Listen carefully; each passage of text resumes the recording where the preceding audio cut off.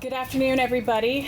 Thank you for joining us on such short notice. We will have a few speakers today representing the Brunswick delegation as well as the town of Brunswick. I will be joined by Representative Dan Ankleys as well as Town Council Chair Abby King. And with that, I'd like to turn it over to Representative Ankleys.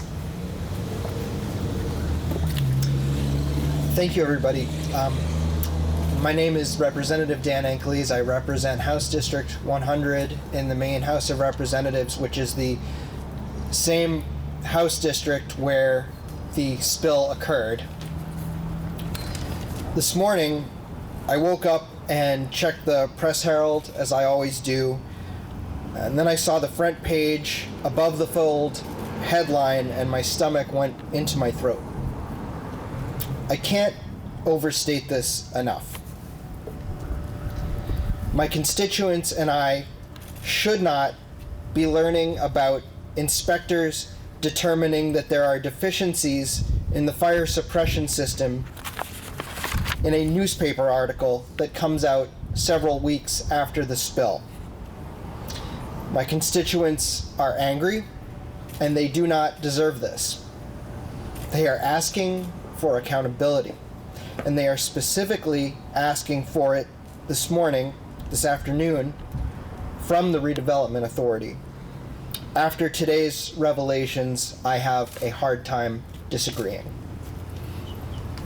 Our first charge as public officials, elected or appointed, is the health and well-being of the public. It needs to take priority over everything, including economic development. I have already submitted 3 pieces of legislation directly related to the inventory and removal of AFFF foam. But the legislature won't be in session until December and January, and today makes it clear that we cannot wait that long. Today's report underscores the urgency of the situation. We still have the toxic foam equivalent of ticking time bombs in other hangars. And knowing now that inspectors have already identified deficiencies in these systems means we need to act now. Regardless of statutory authority, regardless of codes and regulations, those fire suppression systems must be immediately shut down while we work with the Mills administration to get the legislative response right. I'm confident that DEP will continue to work hard on testing, remediation, and constituent response, and your elected officials at both the state and local level will continue to advocate for you. Thank you.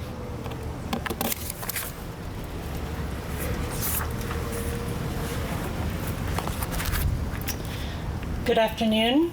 I'm Abby King, the chair of the Brunswick Town Council.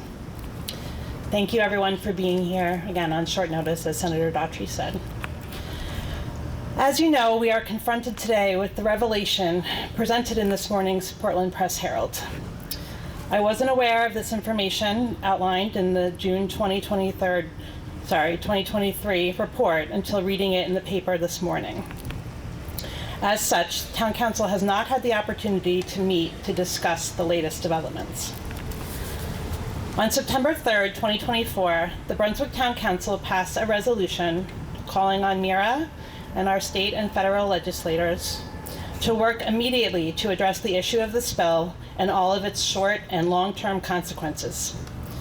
Our hope has been to work collaboratively to improve communication and see the actions outlined in the resolution come to fruition. It is extremely concerning that the problems with the system weren't communicated, either at the time of discovery or in the interim since the spill. As a resident of Brunswick, I personally find the omission deeply disturbing, and I plan to bring it to Council for discussion next Monday. Thank you to everyone who has reached out to us with their concerns and participated in our public discussions. As a council, public safety in the town of Brunswick is our utmost priority, and we will continue to address this issue with that foremost in our minds. Thank you.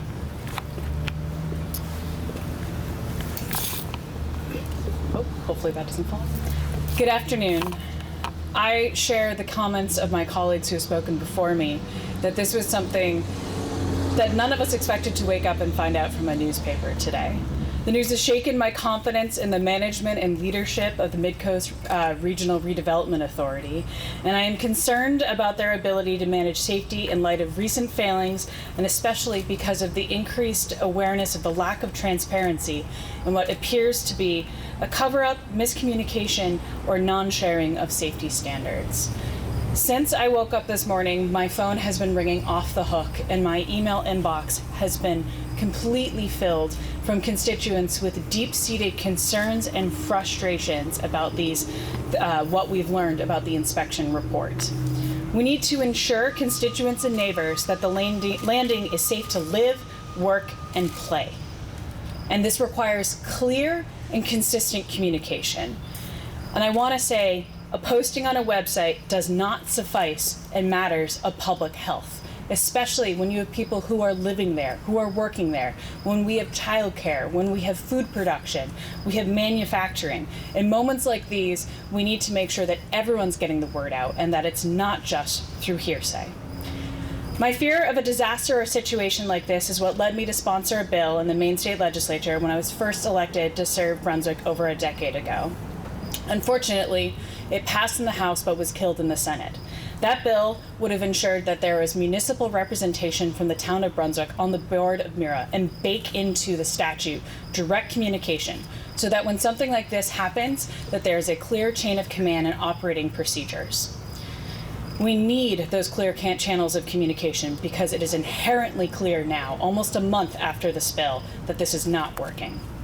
I do want to say that the Department of Environmental Protection and the commissioners have been an excellent partner in testing and communicating throughout this entire emergency situation, as has the CDC and the incredible state help from our drinking water program, who has been working with our municipality to ensure that our drinking water continues to be safe, as well as I'm grateful for the DEP for the work that'll be starting to work with private well owners on testing. I want to thank the state and the governor's administration for their engagement and being communicative partners, and their assistance has been invaluable. I also want to thank the town of Brunswick for their diligence and constant communication. But all of this stands in stark contrast in the process with the Midcoast Regional Redevelopment Authority. With today's news about the inspection report, the delegation today is calling for the immediate resignation of Executive Director Christine Logan. From that piece, it says that she is aware of a known danger when she learned from last year's inspection report, yet failed to disclose it in order to protect our region, our environment, and our coastline. One of the multitude of concerns I have is the impact that the spill may have not only on our public health, but also on things like our fishermen fishing in our waters, our local aquaculture. I have friends who have farms not that far from that spill. It not only could be costly to them, but to the state and the town. None of them needed to board the expense of this when there was a report saying that there were deficiencies in that system. In light of this, I also urge the current board to consider their role in all of this and to consider whether they might do the same as resignation or how to improve this process and step up to continue to be willing partners. I'm also calling for the immediate shutoff of fire suppression systems in hangars 5 and 6 and doing this in a manner that does not disrupt our airport. We have not been able to see the inspection reports from these hangars as well, and there's been inconsistent information on potential leaks coming out of Hangar 6. I'm also calling for the immediate release of all of those reports as well. What's clear is that we need to continue to work together on establishing clear, frequent, open, and strong communication channels during this continued emergency response and going forward into the future. Also, I'm calling today that we think carefully, not only as a state and a municipality, but as a community, about the reorganization of MIRA for increased accountability and oversight. Environmental stewardship and public transparency needs to be central to this. And I just want to say again, environmental disasters do not know municipal boundaries. They don't recognize where MIRA's authority boundary begins and where the town of Brunswick begins. An environmental spill knows no boundaries like that. And what bothers me the most is this is not just an entity. This is our home, and it needs to be treated as such. Thank you so much for coming, and we're happy to take a few questions. Have you had any communication with Mira today about all this? We have. I have a meeting with Christine Logan tomorrow morning that I hope to continue to discuss this with her as well. And we did hear from her in light after the press release. What about the call? Did they respond at all to, you're calling for an immediate shut-off of the fire suppression system? Did they respond to that at all? Not yet, but we'll be communicating with them immediately after this press conference. Mal. At this point, you have not actually seen the inspection report, though? No. I do know that they're reported on, and we've been in communication in the hopes to have those reports. So I'm hoping the second I open my phone that they'll be in there. You said it sounds like you're saying you believe this was a cover-up? I don't know if that's the exact word I'd want to use. I'd say negligence is probably the more accurate word. I think about when you read anything that a system is failing, that you should be taking that very seriously and communicating. I mean, we've had conversations at the state level, and I might defer more to my colleague, Representative Ankeles, about what Mira needs for infrastructure. And I do want to be clear that they inherited a charge of a large entity from the Navy when it was decommissioned with an aging infrastructure and the need for improvements. What I am increasingly frustrated by is the fact that this was not brought up in an immediate funding request to the legislature or communicated with the town. If they found out in 2023 that there were deficiencies in the system, that is something that should have gone immediately to the top of the line for requests for assistance. If she does not resign, is there anything that can be done?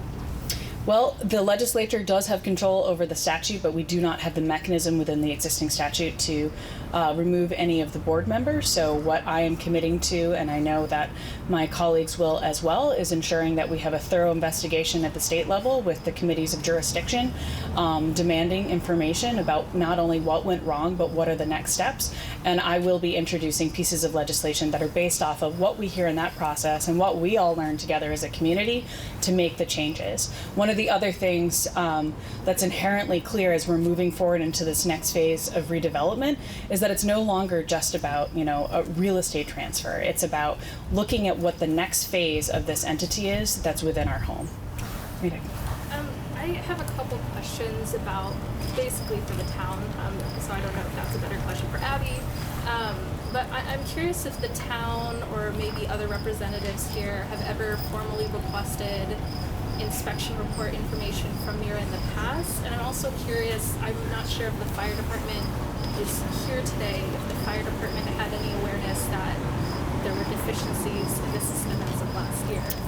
We don't have anyone here from the fire department, but that's something we can completely get you. Maddie, could you repeat the question? Oh, absolutely. Please? Thank you. So the question, and please correct me if I'm paraphrasing incorrectly, is that wondering whether the municipality or the fire department had requested the reports, and I am not in a position to answer that, but we can get that information for you afterwards. Is there like a clear chain of command that Mira should have reached out to if deficiencies like this pop up? Yeah, I mean, I think your question kind of cuts to the core of the problem, right? The level of oversight is the executive director certainly reports to her board, and the organization as a whole, all it really has to do when it comes to state level accountability is provide an annual report to the legislature. And as my colleague will tell you, every time that has happened, there's never any mention of AFFF or PFAS at all. So there, and that's before you even talk about accountability to the town. There isn't any. The whole issue with this is that the town, for too long, has been disempowered. It is not sustainable to have a town within a town. That just doesn't work. And it certainly doesn't work this late into the redevelopment process when we've had a faster integration of the former Naval Air Base into the town than we've ever had. So I think your question cuts right to it. It's not really clear what kind of chain of command exists at all. And I think Senator Daughtry, in her potential legislation, would change that fundamentally. And if I can just add, well, might not be in statute. I think one of the biggest frustrations that I've heard from friends who not only have businesses on the landing quite near where the spill happened, but also from folks who are living there or folks who have children in the childcare facilities, is that immediate information wasn't gotten out while the foam was being cleaned up, and the posting on the website isn't sufficient. There needs to be mechanisms for Mira, whether it was putting up signs, whether it was doing what we've done with all of you today and putting out a press release instantly to be able to have that communication. What was clear is that folks who are living, working on the landing didn't receive that communication. And I've spoken to individuals, I spoke to a homeowner yesterday who still hasn't received that level of communication. And it's hard in these emergency situations to know what to do, but it seems at the very least there should have been an increase of communication, going above and beyond and trying to use every channel that's available to us as human beings in a modern society to communicate. Don't go near the foam, cleanup is happening, please check this link for updated information. And so even if that wasn't in statute, that's something that is fundamentally needs to happen in all situations. I mean, I think about when we have a parking ban here in the town, we all get the notice or the email that there's a parking ban going on. That was what didn't happen in these situations, that flow of information, and that needs to change. So you're talking about down the line, maybe in a somewhat distant future, study as to whether Mira should continue to exist in its present form. We're looking at having a clear conversation about its charge, and I would say that everything is on the board, but I don't want to be prescriptive in a response when we all as a community are still getting answers. Can the town provide updates on the communication situation? I know at the special meeting, Jeffrey Jordan went and basically committed to do some outreach in terms of getting people on Mira's email list. I also am assuming that there's going to come pretty consistent updates with that and how that's going to go. Has the town heard anything on Mira's side on what's going to be done in terms of communication issues or otherwise? Yes, I've met with Director Logan, and the manager Henze has met with her as well several times in the past week. We have offered to make use of the town's communication system, so the Notify Me system, which goes out to people as blasts either on email or text or both, whatever you select. We're planning to put that in place and to allow Mira to put information, make information available through that system. We're also going to be sending out a postcard to, I believe, everyone in town to let them know about Notify Me. You do have to sign up for it, so we want to make sure people are aware that that is an option. You can be notified about many issues, but Mira hasn't been one of the topics you could subscribe to in the past, and so we're looking to make that change as soon as possible. And one more question. I'm curious how the town and representatives who are here are going to approach getting information from Mira in the future, given this omission of really important details that are over a year old. I'm curious if there's going to be any level of rigorous fact-checking involved or anything of the sort. So as I said, we haven't been able to meet as a group yet because this information just came out this morning, but I anticipate that will be part of the conversation that we have next Monday. And I'll add, Abby, on your points about continued communication and fact-checking and working together. One of the things that my office has done since we learned of this morning is pull all statutes covering it, annual reports, as well as any other information that we were able to receive around AFFF, as well as trying to get a centralized source for all the reporting. And I stand committed with my colleagues to do everything we can to get that information. And regardless of our calls today for accountability with not only the executive director and the board, we stand ready to work as a team. It's just that has to be something that everyone is committed to moving forward. And it's a stark contrast between the conversations and the incredible willingness of folks. Even, Commissioner Loism came here to this town to answer questions from the public and, brought the state toxicologist. It's a stark contrast between that level of commitment and communication versus, how we've been finding things out and piecemeal style as well. I want to ask a bottom line question here. You've had conversations with Mira. Do you get a sense that Mira really believes this is a serious incident, this spill, or are they inclined to just view this as an annoyance on the way to their next economic development deal? That's a question that I urge you to direct to Executive Director Logan. And you said you have a meeting tomorrow with Logan. Yep. Just one information, what do you hope really just comes out of that meeting? I want to hear what is going to change. I want to not just hear excuses. I want to hear what the next steps are. I know it can be very hard when you're dealing with something of this magnitude, but what I want to hear is how they're going to communicate with businesses, how they're going to ensure that everything is safe. I've even noticed that things have been canceled on the landing, but there's been no clear, concise communication for folks who are trying to make their livelihoods or live there. So I want to know what they're doing to communicate with not only every person who lives out there, but everyone who recreates or works out there, and how they're going to go above and beyond to rebuild the trust that frankly is broken in light of today's news. So I was part of when Mira became charged as a selectman in town of Thompson.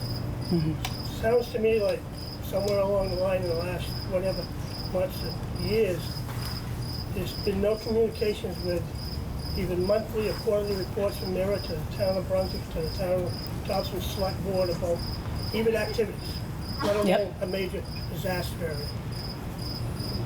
So I guess that's the first question. Mm-hmm. Is there any thought that through this legislation and through the town that you're going to try to dissolve Mira? As I was saying to Jim, I think everything's on the board, but I don't want to commit to prescriptive policies. But I do want to thank you for your question about the boards and the reports. That raises an issue that something we've been talking about is the fact it's very hard if you're on the Mira website to find anything about their board meetings, about their agendas. We as individuals have to operate under, the freedom of access and public information law, and it doesn't seem that those materials are easily accessible. I can also say, under the statute, the Mira is required to submit an annual report to the Committee of Jurisdiction, which is the IDEA committee in the Maine legislature, as well as the Legislative Council, which is made up of the 10 leaders of the Maine legislature on an annual basis. And so we have received those, but we haven't received regular communications or updates on what those board meetings are doing. And that's something that really, really should change. Just a follow-up question. So there's no requirement for them to report to the two towns that they're overseeing on a monthly or quarterly basis on anything? No, there's not in the existing statute. And that was one of the reasons why I introduced the bill when I first came into the Maine legislature, was wanting to open that conversation and make sure that at the heart of our efforts to really, it is a success story. I mean, think about how many businesses, how many homes, how many people are living out there. And I think the success makes it all the more necessary for us to have, over communication, transparency, and trust in this entity. You can probably take one more question. I'll follow up on, you're talking about Foam today. There's still land down there that has not been developed. Yep. And there's unknown and known hazards in the grounds down there. What is going forward with even the military base that said they would clean up the land to a certain level before it became developed, before Mira could take it over, and before the town had responsibility for restarting over and trying to get to a lot of those answers? There's still a lot of undeveloped land down there that has potential hazards down there. Your question is exactly why we're calling for more communication today, because that's not something that I have the information to be able to answer. It's definitely a question that Mira should be able to answer for us and be able to have that type of information moving forward. With that, seeing no further... Can I add something to that? I mean, and to your point, this is why you want the town to have some ability to have a say. If there are ever any new projects, you want to be able to have town people asking those environmental questions, because otherwise, where's the oversight? Where's the guarantee to everyone already living there that you're not making it worse? I'm just going to follow up with a question comment. When this all started, we was told by the state government, federal government, that we needed a Mira board and the local government needed to stay out of it. Yep. It was a big piece of land. That's the fundamental problem we got here today. Because I was on the board for 12 years. I watched it grow. I understand the concerns. But fundamentally, One, I don't see Mira going away, because I don't think the town wants to take over all the infrastructure down there in the roads that you would have to plow, you would have to maintain, the sidewalks you would have to plow. So the biggest thing is we gotta have a better communication chain of command, and it needs to happen pretty quick. Yep. There's a lot more land down there that could be developed. Agreed. And what you mentioned about the charge of asking locals to stay at it was something that I took issue with from the moment that I had the honor of being elected by this community to be their representative. And as I said before, something this big and this important, you need every asset you can to be able to work forward on redevelopment and protection of this precious resource in our community. So with that, I do want to thank everyone for coming.